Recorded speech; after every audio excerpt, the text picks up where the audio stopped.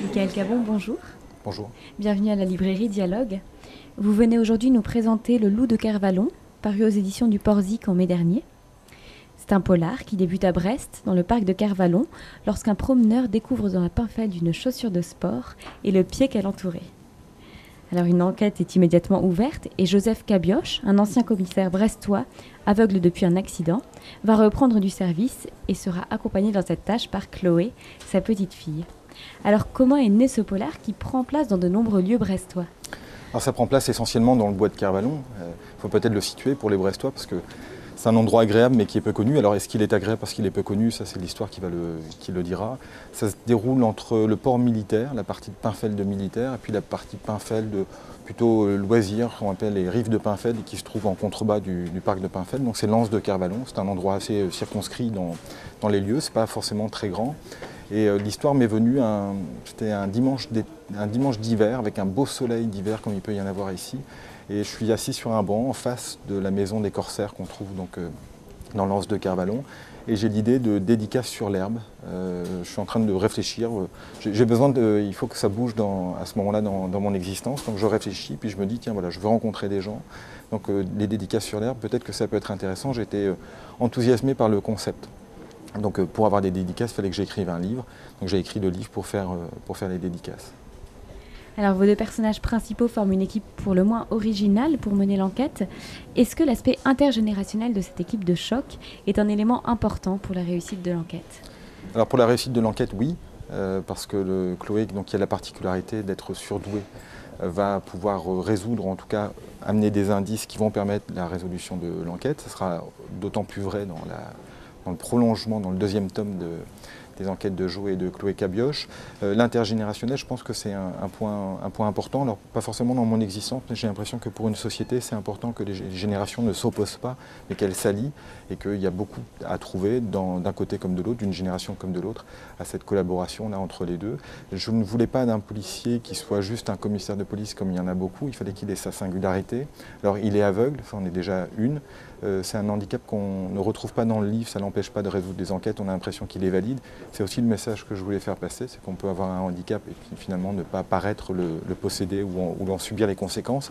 Et puis ses yeux sont Chloé et ça apporte une petite touche de légèreté qui permet d'introduire des notions légères de mathématiques à l'intérieur du bouquin. Alors Jo et Chloé sont tous les deux des êtres assez esseulés pour différentes raisons, et la solitude est d'ailleurs un thème important dans le récit. Est-ce que par ce récit, vous souhaitiez alerter le lecteur sur la réalité de la solitude urbaine de nos jours ? C'est ce qu'on retrouve également peut-être encore de façon plus flagrante dans les nouvelles qui suivent le roman.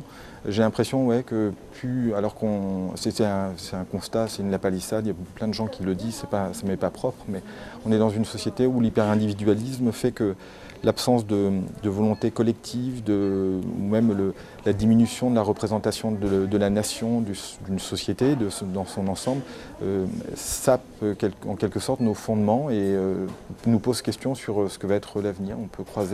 On voit des gens, par exemple, il y a une statistique assez marquante, il y a plusieurs millions de personnes en France qui ont moins de 4 conversations dans l'année. Plusieurs millions de personnes qui ont moins de 4 conversations, c'est-à-dire qui vont plus loin que bonjour, au revoir. Et je pense que ça, c'est un témoin de notre temps, de nos propres égoïsmes, et qu'il est temps de le corriger. Alors j'essaie à ma petite façon et avec ma propre conscience, soit d'alerter par l'écriture, soit de provoquer cette rencontre et cette relation sociale en allant vers les autres avec les moyens et le tempérament qui est le mien. Alors lorsque vous avez écrit ce livre, vous avez contacté l'association Valentin Owi au service des aveugles et des malvoyants et 10% des bénéfices de ce livre leur sont reversés. Comment est-ce que cette idée vous est venue ? Il fallait que le projet ait un sens, c'est-à-dire que faire le livre pour moi ou pour en vendre, etc., c'est pas une question d'argent. C'est important, bien sûr, l'argent, mais ça doit être un moyen. Et ici, c'était une manière de donner du sens, aussi de faire connaître connaître, elle est déjà connue, mais de participer à la reconnaissance de cette association, de nouer un partenariat avec eux, et puis d'être dans le prolongement du bouquin. Jo Cabioche, il est aveugle. On ne sait pas combien de temps ça va durer. cet handicap, mais en tout cas, le temps de ce livre-là, il est possible d'évoquer ces questions, de montrer qu'on a besoin de toutes les personnes dans une société pour la composer. Et les personnes qui sont aveugles en sont des composantes qui sont aussi précieuses que les autres. Les Jeux paralympiques ont montré qu'on pouvait trouver beaucoup d'enthousiasme chez les personnes qu'on qualifie ou qu'on regarde avec des yeux un peu supérieurs parfois. Alors, à la fin de votre roman, il y a quelques cadeaux bonus, parmi lesquels 2 nouvelles écrites par vos filles, Poème et Venise. Est-ce qu'il est important pour vous de transmettre votre passion pour l'écriture ? Alors c'est la passion pour la lecture d'abord que j'ai, je pense, réussi à transmettre auprès d'elles. Donc ce sont des lectrices, une en particulier lit beaucoup, l'autre aussi suit cette démarche.